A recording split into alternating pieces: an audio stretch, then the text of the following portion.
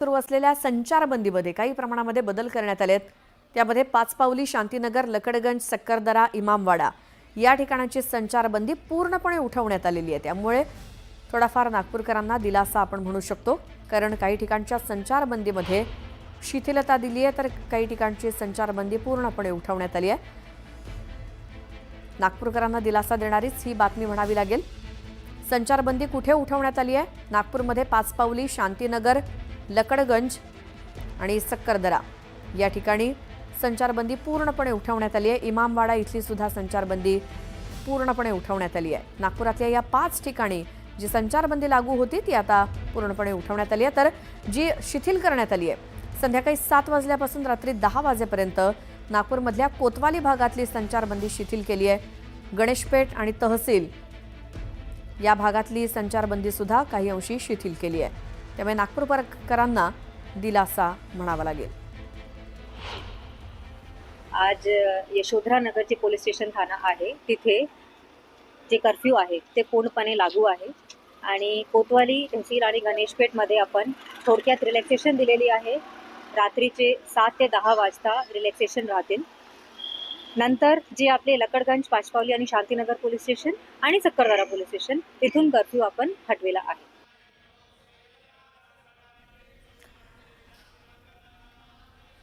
तर नागपुरातली ही संचारबंदी तर उठवण्यात आलेली आहे आणि काही ठिकाणी शिथिल केली आहे। मात्र या संदर्भात आपण अपडेट तर घेत राहूच नागपूरमधली काय परिस्थिती।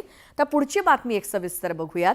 नागपुरातील हिंसाचाराला जबाबदार असलेल्या दंगलखोरांची आता काही खैर नाही, कारण दंगलखोरांनी केलेल्या नुकसानीची त्यांच्याकडूनच आता भरपाई घेतली जाणार आहे। वेळ पडली तर दंगलखोरांच्या संपत्तीवरती टाच आणून त्याची विक्री केली जाईल। तसंच दंगलखोरांना जरब बसावी म्हणून बुलडोझर फिरवायला सरकार आता मागे पुढे बघणार नाही। राज्याचे मुख्यमंत्री देवेंद्र फडणवीस यांनीच हा निर्वाणीचा इशारा दिला।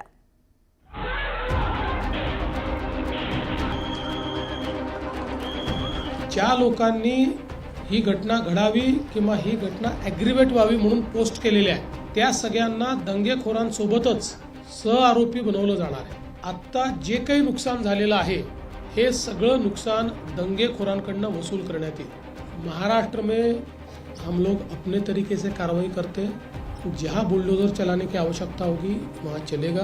जो पार्टियाँ मालेगांव की इनको मदद कर रही है, इन्होंने वहाँ पर जो ऑफिस खोला है, जो आरोपी है, तो वो कनेक्शन तो बिल्कुल दिखाई पड़ रहा है।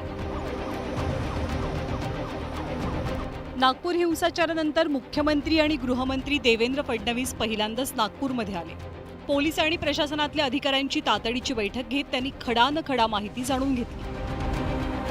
नागपूर देवेंद्र फडणवीसांसाठी फक्त मतदारसंघ नाही तर त्यांचा गृहजिल्हा आहे। नागपूर राज्याची उपराजधानी आहे। नागपुरातच RSSचं मुख्यालय आहे। सध्या नागपूर राज्याचं सत्ता केंद्र बनलंय। त्यामुळे नागपुरात घडलेली घटना म्हणजे थेट देवेंद्र फडणवीसांना मोठा धक्का असल्याचं बोललं गेलं।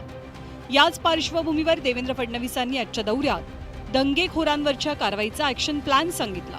आता जे काही नुकसान झालेलं आहे हे सगळं नुकसान दंगेखोरांकडनं वसूल करण्यात येईल। त्याची सगळी किंमत काढली जाईल आणि ते दंगेखोरांकडनं वसूल केलं जाईल आणि दंगेखोरांनी ते पैसे भरले नाहीत तर त्यांची प्रॉपर्टी विकली जाईल। नागपुरात हिंसाचारात सोशल मीडियातल्या अफवांचा मोठा हात असल्याचं बोललं गेलं। त्यामुळे अशा अफवा पसरवणाऱ्या कुणाचीही आता खैर नसल्याचं देवेंद्र फडणवीसांनी स्पष्ट केलंय। मोठ्या प्रमाणात सोशल मीडियाचं ट्रॅकिंग करून ज्या लोकांनी ही घटना घडावी किंवा ही घटना ॲग्रिवेट व्हावी म्हणून पोस्ट केलेली आहे, त्या सगळ्यांना दंगेखोरांसोबतच सहआरोपी बनवलं जाणार आहे। कारण त्यांनी सोशल मीडियाच्या माध्यमातून हा दंगा भडकवण्याकरता त्या ठिकाणी मदत केलेली आहे, त्यामुळे त्यांच्यावरही कारवाई केली जाणार आहे। तर नागपुरातल्या दंगलखोरांना आता योगी पॅटर्नचा सामना करावा लागेल असे संकेतही देवेंद्र फडणवीसांकडून दिले जात आहेत। महाराष्ट्र में हम लोग अपने तरीके से कार्रवाई करते हैं। जहाँ बुलडोजर चलाने की आवश्यकता होगी वहाँ चलेगा।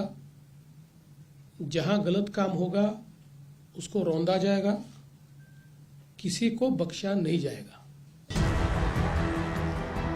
नागपूर हिंसाचारात बांगलादेश कनेक्शन आहे का याची अगदी पहिल्या दिवसापासून चर्चा रंगते.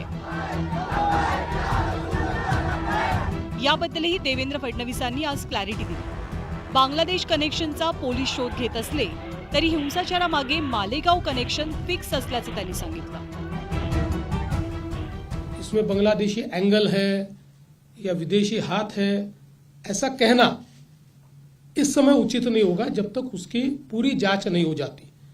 इसलिए मुझे लगता है कि अभी जहाँ तक मालेगांव का सवाल है तो वो तो दिख ही रहा है, क्योंकि जो पार्टियां मालेगांव की इनको मदद कर रही है, इन्होंने वहाँ पर जो ऑफिस खोला है, जो आरोपी है, तो वो कनेक्शन तो बिल्कुल दिखाई पड़ रहा है. नागपूर हिंसाचार प्रकरणी MDPचा कार्यकारी अध्यक्ष हमीद इंजिनियर आणि यूट्यूबर मोहम्मद शहजाद खानवर अटकेची कारवाई करण्यात आली आहे. दरम्यान हिंसाचाराच्या 6व्या दिवशी संचारबंदी कायम आहे. नागपूरमधली परिस्थिती आटोक्यात असली तरी धार्मिक आणि जातीय मुद्द्यांच्या अनुषंगानं संपूर्ण राज्यातली कायदा सुव्यवस्था अबाधित राखण्याचं मोठं आव्हान सरकारसमोर आहे हे नक्की. त्यामुळे नागपूर हिंसाचार घटनेनंतर मुख्यमंत्री आणि गृहमंत्री देवेंद्र फडणवीस ॲक्शन मोडवर आले. Bureau report, news 18 Lokmat.